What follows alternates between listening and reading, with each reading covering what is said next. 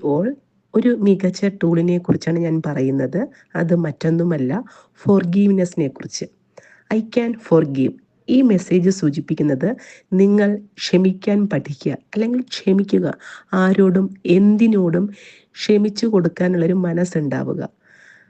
ഒരു ചൊല്ലുണ്ട്, നാം മാപ്പാക്കുന്നത് അല്ലെങ്കിൽ നമ്മൾ ക്ഷമിച്ചു കൊടുക്കുന്നത് മറ്റുള്ളവർക്ക് വേണ്ടിയിട്ടല്ല, അത് നമ്മുടെ തന്നെ സമാധാനത്തിന് വേണ്ടിയിട്ടാണ്. നമ്മൾക്ക് പലപ്പോഴും പല വ്യക്തികളിൽ നിന്നോ അല്ലെങ്കിൽ ഏതെങ്കിലുമൊക്കെ സാഹചര്യങ്ങളിൽ നമ്മുടെ മനസ്സ് വല്ലാതെ മുറിവേറ്റിട്ടുണ്ടാവാം. ചിലപ്പോൾ നമ്മൾ ഇഷ്ടപ്പെടുന്നവർ അല്ലെങ്കിൽ നമ്മൾ ഏറ്റവും വില കൊടുക്കുന്നവർ നമ്മെ പറ്റി പറയുന്ന വാക്കുകളാകാം, അല്ലെങ്കിൽ അവരുടെ പ്രവർത്തികളാകാം. ഇതൊക്കെ നമ്മെ വളരെയധികം വേദനിപ്പിക്കും. ഇത് നമ്മൾ നമ്മുടെ മനസ്സിൽ സൂക്ഷിക്കുകയാണ് എങ്കിൽ കൂടുതൽ മുറിപ്പെടുന്നത് നമ്മുടെ സമാധാനവും സന്തോഷവുമായിരിക്കാം. നമ്മെ പഴി പറഞ്ഞവർ അത് പറഞ്ഞിട്ട് അവരുടെ വഴിക്ക് പോയിട്ടുണ്ടാകും. പക്ഷേ നമ്മൾ ആ വാക്കുകൾ നമ്മുടെ ഉള്ളിലേക്ക്, ഹൃദയത്തിലേക്ക് എടുക്കുകയാണെങ്കിൽ സമാധാനക്കേട് ഉണ്ടാകുന്നത് പറഞ്ഞവർക്കല്ല, നമുക്ക് തന്നെയാണ്. അതുകൊണ്ട് ഫ്രണ്ട്സ്, മനസ്സിലാക്കുക, നമ്മുടെ ഇന്നർ സോളിൻ്റെ സമാധാനത്തിന് വേണ്ടി, അല്ലെങ്കിൽ നമുക്ക് നമ്മുടേതായ ഉയർച്ചയ്ക്ക്, വളർച്ചയ്ക്ക് വേണ്ടിയിട്ട് നമ്മൾ എല്ലാവരോടും ഫോർഗീവ് ചെയ്യുവാൻ പഠിക്കുക. ഒരു ക്ഷമിച്ചു കൊടുക്കുക, വിട്ടുകൊടുക്കുക.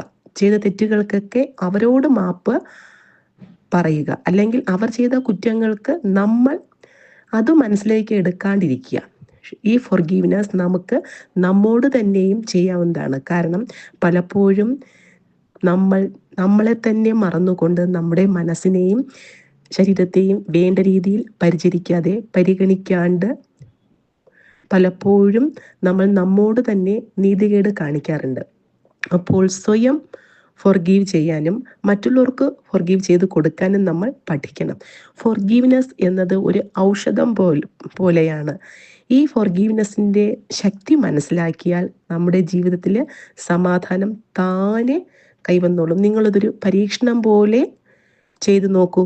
നിങ്ങളുടെ മനസ്സിൽ നിങ്ങളെ വേദനിപ്പിച്ച, മുറിപ്പെടുത്തിയ ഏതെങ്കിലും ഒരു വ്യക്തി ഉണ്ടെങ്കിൽ അവരോട് നേരിൽ പോയി ക്ഷമിക്കുക, അല്ലെങ്കിൽ ക്ഷമിച്ചിരിക്കുന്നു എന്ന് പറഞ്ഞില്ല എങ്കിലും നിങ്ങളുടെ മൈൻഡിൽ അവരെ ചിന്തിച്ചുകൊണ്ട് ഞാൻ മാപ്പ് തരുന്നുണ്ട്, അല്ലെങ്കിൽ അത് ഞാൻ കാര്യമാക്കുന്നില്ല, ഞാൻ ക്ഷമിച്ചിരിക്കുന്നു എന്ന് പറഞ്ഞാൽ പോലും ആ ഒരു മാറ്റം നിങ്ങൾക്ക് വളരെ പെട്ടെന്ന് മനസ്സിലാക്കാൻ സാധിക്കും.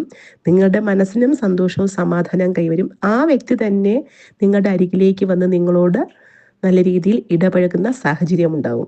അപ്പോൾ എല്ലാവരും ഫോർഗീവ് ചെയ്യാൻ പഠിക്കുക. ഫോർഗീവ്നെസ് ഒരു ജീവിതത്തിലെ ഒരു മൂല്യമായിട്ട്, അല്ലെങ്കിൽ നിങ്ങളുടെ ജീവിതത്തിലെ ഒരു കൈമുതലായിട്ട് കൂട്ടുക.